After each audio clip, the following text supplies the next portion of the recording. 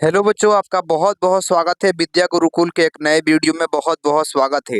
यदि आप भी क्लास 7th में हैं और आपका भी वार्षिक परीक्षा चल रहा है, 2025 में वार्षिक मूल्यांकन 2025 के लिए आप लोग का परीक्षा हो रहा है, तो आप लोगों ने बिल्कुल सही वीडियो पर क्लिक किया है।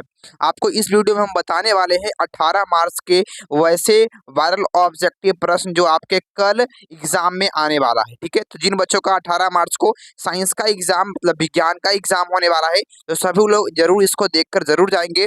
आपको समय 2 घंटे का मिलेगा मेरे प्यारे बच्चों। विषय रहेगा विज्ञान और पूर्णांक 50 नंबर का, कुल मार्क्स 50 नंबर का होने वाला है। अपना नाम यहाँ पर लिखना है, आप लोग को अपना नाम लिखना है, फिर वर्ग क्रमांक लिखना है, फिर विद्यालय का नाम, आपके स्कूल का क्या नाम है, फिर प्रखंड किस प्रखंड में पढ़ते हैं आप लोग, वो आप लोग को लिखना है, संकुल का नाम लिखना है। इस प्रकार से आप सभी चीजों को भर लीजिएगा। ठीक है, उसके बाद हम लोग आगे बढ़ते हैं।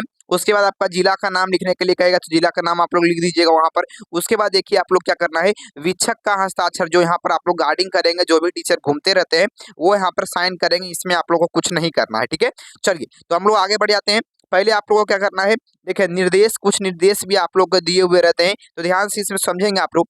निर्देश में दिया गया है कि इस प्रश्न पत्र में कुल 5 प्रश्न दिए गए हैं, प्रत्येक प्रश्न का उत्तर देना अनिवार्य है। मतलब 5 प्रश्न दिए गए हैं और पांचों में से पांचों प्रश्न का जवाब देना पड़ेगा आपको। ठीक है, चलिए प्रत्येक प्रश्न के सामने उसके निर्धारित अंक एवं निर्धारित अंकित किए गए हैं। ठीक है, इसका मतलब क्या है कि यहाँ पर दिया गया क्वेश्चन दिया गया है और कितने नंबर का क्वेश्चन है ये भी यहाँ पर बताया गया है। ठीक है, तो इस प्रकार से दिया गया है। तो आइए हम लोग जल्दी से बढ़ जाते हैं पहले नंबर सवाल में। तो पहला नंबर सवाल आपसे कहता है, सभी लोग ध्यान से सुनेंगे, कि कोष्टक में दिए गए शब्दों में से सही शब्द चुनकर रिक्त स्थान को पूर्ति कीजिए।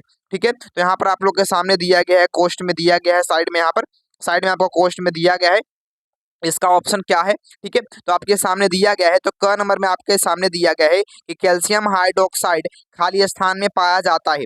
तो आप लोग कहेंगे क्या होगा, तो चूने के पानी में कैल्शियम जो ऑक्साइड होता है, हाइड्रोक्साइड जो होता है वो चूने के पानी में पाया जाता है। और इसका जो सूत्र होता है वो क्या होता है, CaOH2 होता है। ये भी आप सभी लोग याद रख सकते हैं, इसमें यहाँ पर हो जाएगा चूने के पानी में। ठीक है, चलिए फिर आपके सामने ख दिया गया है। ख आपसे कहता है कि जल धारण क्षमता सबसे अधिक खाली स्थान में होती है। ठीक है, तो जल धारण मतलब जल को संग्रहित करना, मतलब रखे रखना।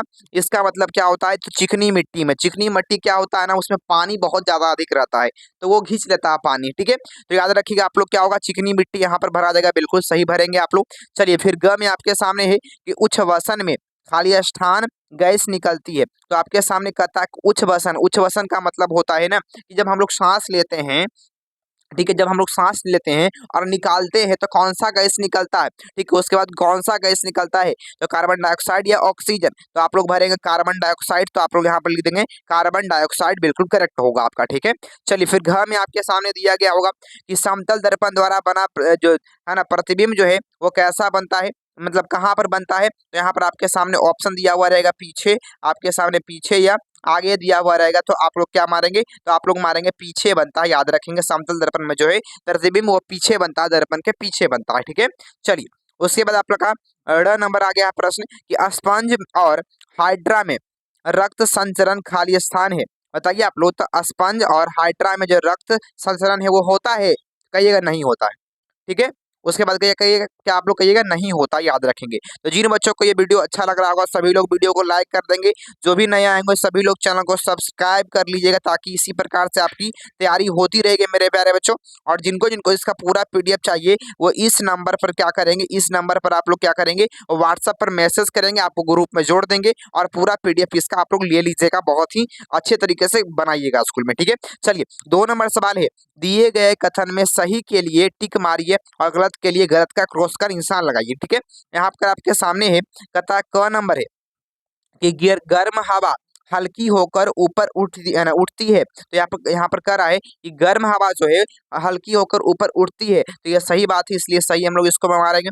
फिर ख नंबर है, चिकनी मिट्टी में वायु कम होती है परंतु यह भारी होता है। सही बात है, क्या होता है, वायु कम होता है और ये भारी होता है। क्यों, क्योंकि उसमें पानी मतलब एब्जॉर्ब हो जाता है, उसमें अट जाता है। ठीक है, चलिए ग नंबर है आपके सामने कि केचुआ शोषण नहीं करता है। बिल्कुल गलत बात है, शोषण करता है, तो इसलिए ये गलत हो गया कथन। फिर आपके सामने घ है कि गुर्दा मानव उत्सर्जन अंग है। तो बिल्कुल सही है, गुर्दा जो है वो मानव का उत्सर्जन अंग है, ये भी बिल्कुल आपका सही है। एक जनन अंग वाले फूल द्विलिंगी कहलाते हैं, तो यह जरूर कहलाते हैं। ऑप्शन नंबर आपका क्या हो जाएगा, तो ये सही हो जाएगा बच्चों। ठीक है, तो इस प्रकार से आप लोग को सही गलत वाला इस प्रकार से आप लोग को बना लेना है। ठीक है, चलिए अब आगे आते हैं तीसरे नंबर सवाल में। तीसरा नंबर सवाल आपसे यह पूछ रहा था, यहाँ पर आपके सामने दिया गया है, यहाँ पर अ दिया गया है, ये खंड अ दिया गया है और ये ब दिया गया है, दोनों को आपस में मिलाना है। ठीक है, तो यहाँ पर मिलाना है आप लोग को, तो कैसे मिलाइएगा, आइए हम लोग देखते हैं। ठीक है, देखिए क नंबर में है जुगाली करने वाली पशु, जुगाली करने वाली है ना, जुगाली करने वाली पशु को क्या बोल सकते हैं हम लोग, तो रुमेन बोलते हैं, याद रखिएगा। तो आप लोग क का लगाएंगे 3 नंबर में। ठीक है, 3 नंबर में लगाएंगे इस प्रकार से आप लोग। ठीक है, तो उसके बाद हम लोग दूसरे कलर को हम लोग लाते हैं, दूसरे कलर को हम लोग ले आते हैं ताकि आपको दिखाई दे। देखिए, तो इसके बाद क्या आप लोग लगाएंगे, यहाँ पर रुमेन में लगाएंगे।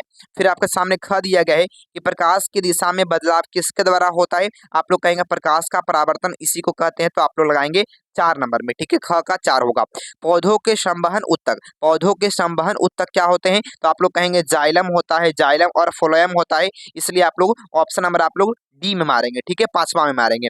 फिर श्वसन क्या होता है, आप लोग कहेंगे ऑक्सीजन होता है। श्वसन में क्या होता है, ऑक्सीजन को हम लोग ग्रहण करते हैं।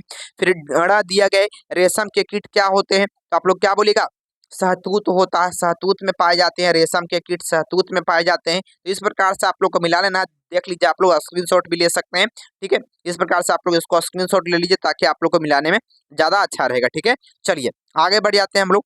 देखिए 4 नंबर सवाल आपके सामने आ चुका है, बोलता है लघु उत्तरीय प्रश्न है, 50 शब्दों में आप लोग को जवाब लिखना पड़ेगा, तो लिख लीजिएगा। क नंबर सवाल है कि विद्युत धारा के किन्हीं 2 प्रभावों का उपयोग करके बताइए, या उत्सर्जन किसे कहते हैं इसके बारे में लिखना है। तो सबसे हल्का है आप लोग का, उत्सर्जन किसे कहते हैं, तो इसी को आप लोग लिख सकते हैं। कहता है कि जीवों के शरीर से अपशिष्ट पादप को बाहर निकालने की प्रक्रिया को उत्सर्जन कहा जाता है। तो इतना लिख दीजिएगा। आपको कितना नंबर मिल जाएगा, तो आपको 5 नंबर एक प्रश्न में मिल जाएगा। इसी का ख आपके सामने आ जाता है। ख आपसे कहता है कि बायोगैस क्या है, इसके लाभ क्या है, अथवा अलैंगिक प्रजनन से आप क्या समझते हैं। तो ये आप लोग कर सकते हैं। तो हम लोग यहाँ पर क्या लिखे हैं, तो अलैंगिक प्रजनन के बारे में लिखे हैं। तो इसको आप लोग लिख सकते हैं जो आप लोग को अच्छा लगता है, जो आपको याद होगा। ऐसे हम बता रहे हैं अलैंगिक प्रजनन के बारे में। अलैंगिक प्रजनन वह प्रजनन होता है जिसमें क्या होता है, नया जीव एक ही जनन से बनता है, जैसे शुक्राणु और अंडाणु बनते हैं। तो इतना आप लोग लिख दीजिएगा, आपको 10 नंबर दोनों में मिल जाएगा। ठीक है, दोनों में आप लोग को 10 नंबर मिल जाएगा। चलिए हम लोग आगे बढ़ जाते हैं। उसके बाद हम लोग आगे बढ़ते हैं 5वें नंबर सवाल में। 5वां नंबर सवाल है दीर्घोत्तरीय प्रश्न, इसको आप लोग बनाइएगा, लंबा थोड़ा सा लिखकर 100 शब्दों में लिखना है आप लोग को। हृदय स्पंदन से आप क्या समझते हैं, एक स्वस्थ व्यक्तियों में हृदय जो स्पंदन की संख्या होती है, ये बताइए आप लोग। ठीक है, देखिए आप लोग अथवा में दिया गया है कि श्वसन किसे कहते हैं, मानव श्वसन तंत्र का निम्नांकित चित्र बनाइए। ठीक है, तो आप लोगों को क्या करना है, सबसे छोटका वाला लिख देना है, श्वसन किसे कहते हैं। तो श्वसन किसको कहते हैं हम कहेंगे भोजन से ऊर्जा प्राप्त करने की विधि को श्वसन कहा जाता है। मानव श्वसन तंत्र का नामांकित चित्र नीचे में दिया गया है।